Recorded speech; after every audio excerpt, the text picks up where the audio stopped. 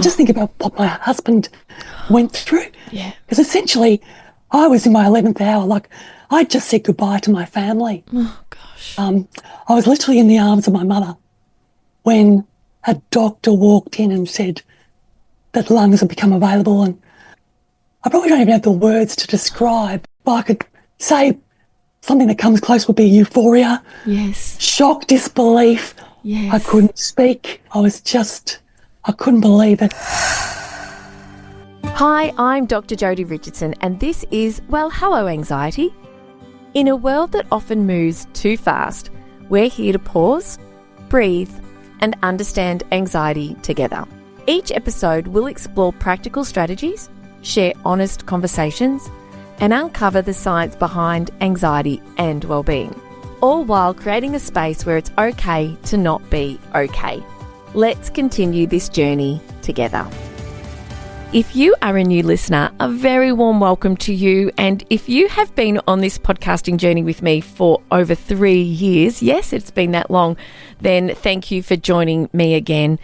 I have a guest today that, oh my goodness, we had a chat on the phone yesterday and we could have talked and talked. And I'm like, oh, we better not talk too much today because I want to save it for the podcast. What today's guest, Jane O'Brien, has been through is something that most of us can't even begin to imagine. She battled a life-threatening lung disease and vocal cord paralysis. So when you hear Jane speaking, you'll notice that her voice sounds not as strong as perhaps it once was for her because of what she's been through, but you'll still be able to hear her loud and clear today. 15 years she battled lung disease and vocal cord paralysis before facing the unimaginable. And I've tried to put myself in Jane's shoes, and I can't stay there for very long because it's really painful to think about what she's been through. She's a mother of 3 as well. But she got to the point where her only hope of survival was being placed on lung support.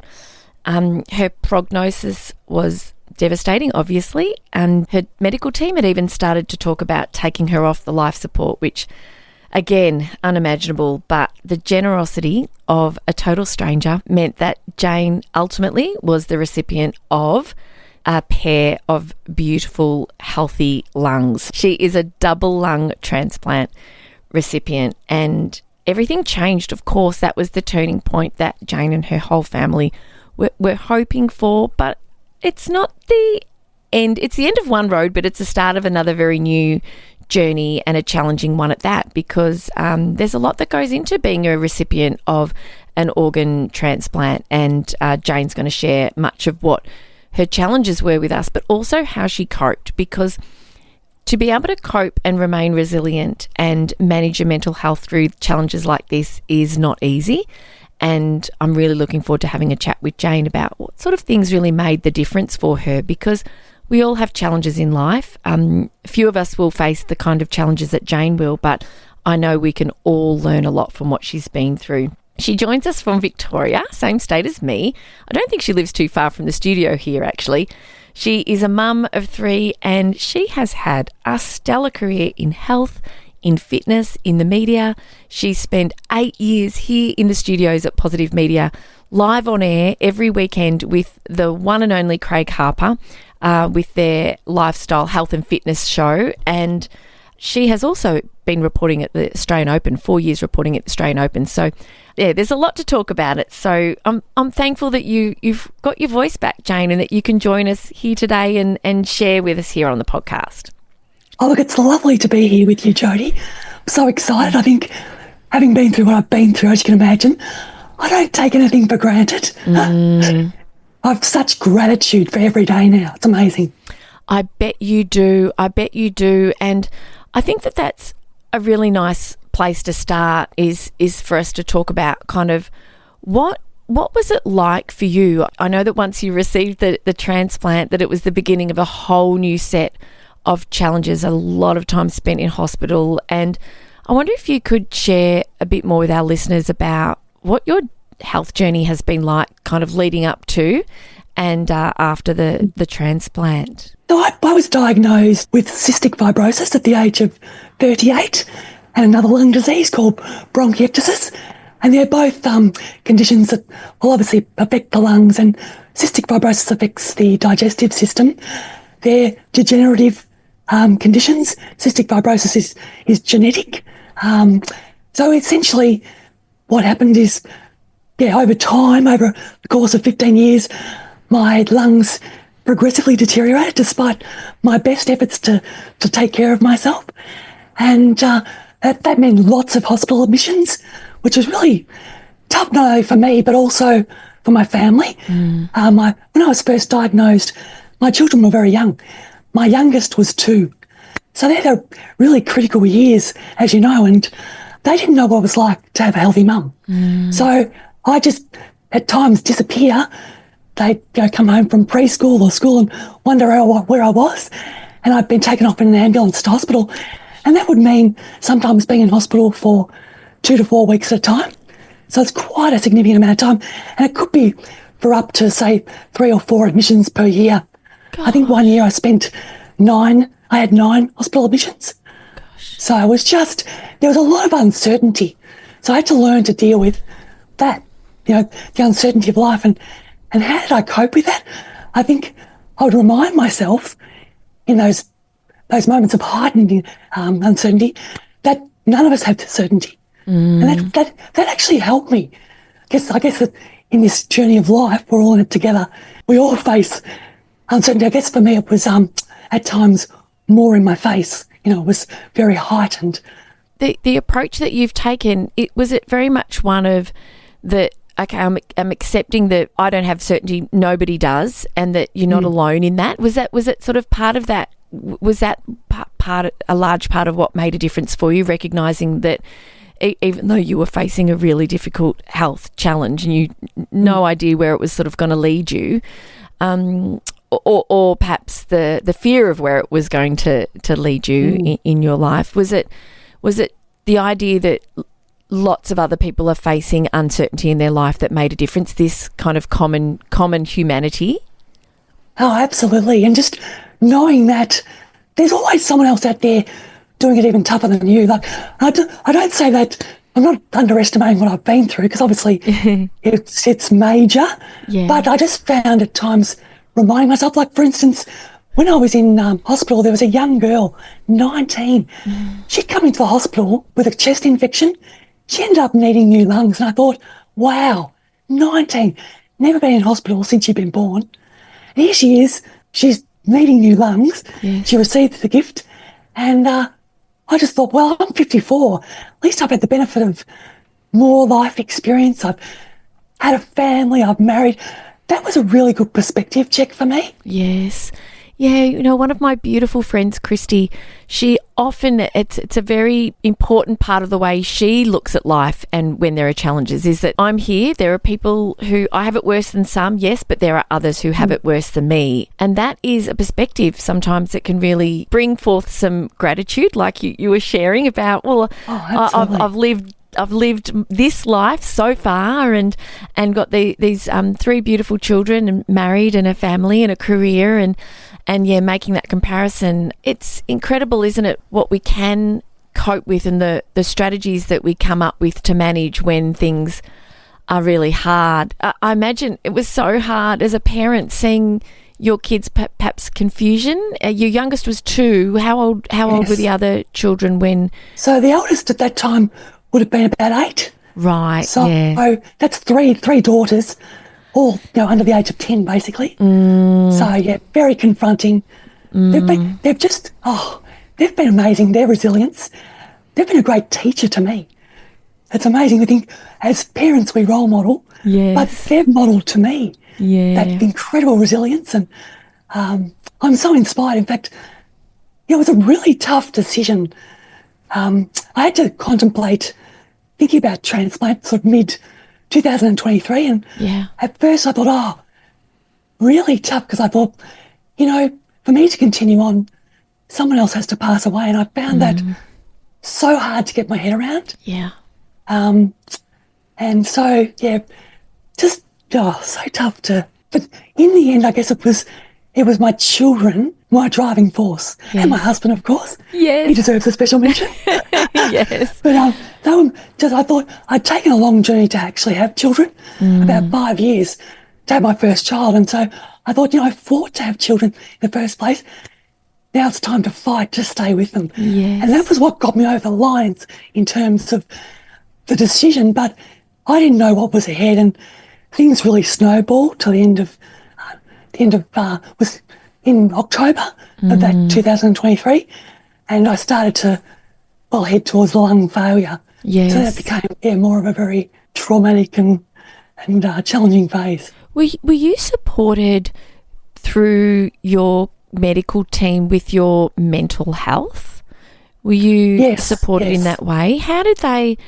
What did that support look like, and what was the experience of that? So I had a fantastic team psychologist who I could call any time, and I just found he had so much empathy, and he would always feel for it. You just feel that real human side to him. He'd always be encouraging, and all the members of the team. I describe my medical team as the angels that walk amongst us. When it came down to it, and I was really challenged physically and mentally, the toughest times, it was human connection that got me through. Yeah. I knew I couldn't do it on my own. I just had to accept to get across the line, I need a village. Yes. And they say it takes about 120 people to get someone across the line with a lung transplant. So that's just medical staff. Gosh. 120 people. Incredible. Oh my gosh. I had no idea, and it's coincidental that Anna Goldsworthy, who's been a previous guest on the podcast more than once, she sent me a reel on Instagram yesterday which showed a couple whose son had passed away, but his heart had been donated to a fellow who, and it was their wedding day, and the husband had organised for this fellow who'd received the heart, I'm going to get teary, to be the sixth groomsman. And they had a stethoscope for the mum to listen, and I messaged Anna back to say, oh my gosh, thank you so much for sharing this with me, and would you believe I am speaking to a transplant recipient tomorrow, and the reason that we're connected over this very, very important idea of organ donation and transplant recipients is because we were both speaking at a conference together where there was a presentation, and it was very, very moving. And I had no idea. I understand some of the journey and understand that it must be hard to get your head around that for you to live, somebody else has to pass away. What helped you kind of arrive? I know that you were saying that your children, you kind of like, I need to be here. I fought to have them. I'm fighting to stay. But was there other thinking that helped you kind of come to terms with this idea that this is something that I choose to, this is the road I'm going to choose to go down? Yeah, look, I think for me, thinking about, it's just the most selfless gift of somebody. Yeah. And I thought, I can make a choice I pledged once I received the lungs that I will try and live the best life possible and be of service to others. Because I thought, isn't that just the most ultimate act of service for somebody? Yeah, isn't it? That person has demonstrated. So I think about my donor often, pretty much nearly every day. Yes. Think about the donor family. I think that's, what it came down to for me. The drive for my children. But, how can if this is my reality, how can I best honour my donor? Yes, yes. And that donor is now act like a very important part of me. Yes. When people say to me, oh, how are your lungs? I say, oh, you mean, how are our lungs? I say, I've integrated somebody else into me. So I say, whatever I do going forward, I'll be taking that person with me. Yes. And that's, what a privilege to be able to do that. What a privilege. And for the family to know that the person who they said goodbye to, that they've given life, they've literally given life, not just to you, but they're given a very different life to everyone around you who loves you, to your children, to their children when that time comes. Do you know who donated the lungs to you? So it is kept fairly anonymous here, but you can be given a little bit of general information. Right. Interestingly, I was I had a lot of delirium when I was in ICU, and so Yes. I thought I was told certain things, and I don't know whether they were true.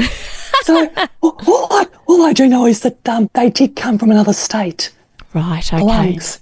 So and just the logistics that they're involved, and it's incredible, the process. I just think about what my husband went through. Yeah. Because essentially, I was in my 11th hour. Like, I just said goodbye to my family. Oh gosh. I was literally in the arms of my mother when a doctor walked in and said that lungs had become available. And I probably don't even have the words to describe what I felt, but I could say something that comes close would be euphoria, Yes. shock, disbelief. Yes. I couldn't speak. I couldn't believe it.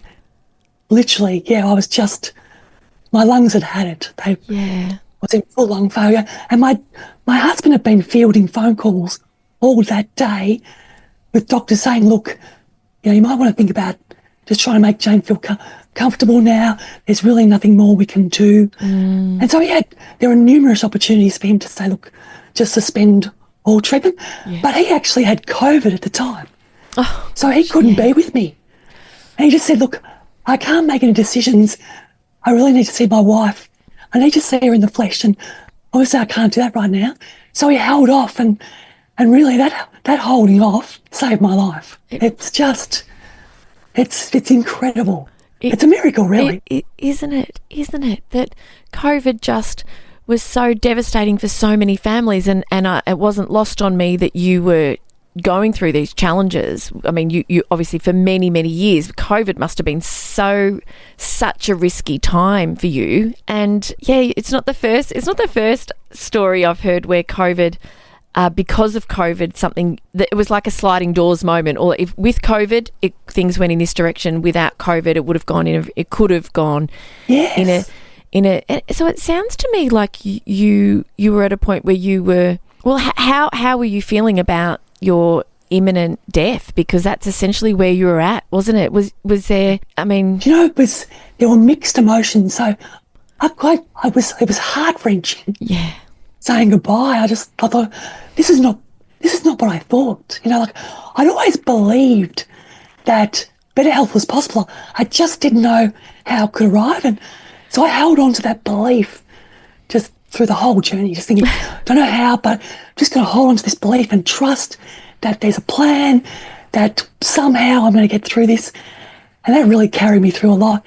But then to arrive at that point where you think, well, this is not looking good. It was heart-wrenching saying goodbye. And then on the other side, there was this sense of peace that, well, look, if this was the way it was to go, that I was at peace. And I think that's almost beyond, but there's a bit of, in my mind, divine intervention there. It's beyond human understanding, that sense of peace that I felt in that moment. Was it a type of acceptance almost that you, well, it is what it is.